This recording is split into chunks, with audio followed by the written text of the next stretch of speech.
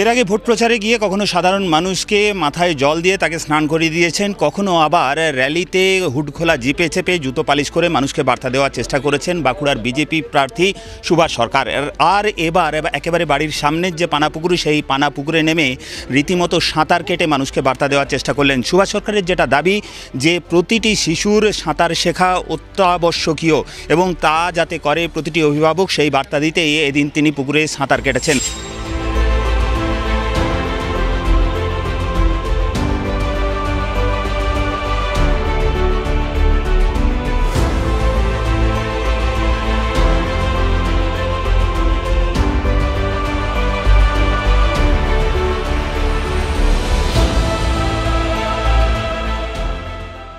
সুভাষ সরকারের দাবি যে এই লোকসভা নির্বাচন গণতন্ত্রের সবচেয়ে বড় উৎসব, আর এই উৎসবে শুধু ভোট প্রচার নয়, তার পাশাপাশি সাধারণ মানুষকে বিভিন্ন সচেতনতার বার্তা তিনি দিয়ে চলেছেন।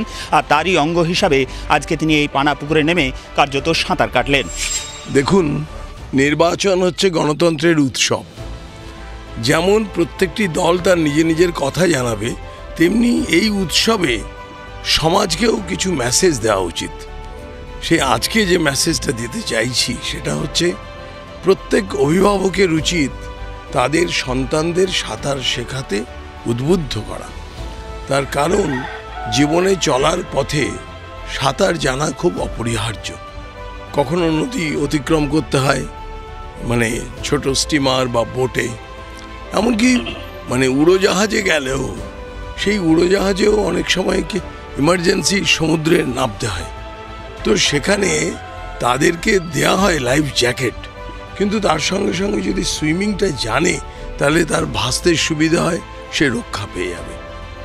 তো এই মেসেজটাই যে মানুষ, সব যুবকেরাও যারা সাঁতার জানে না এখনো শিখে নেওয়া উচিত।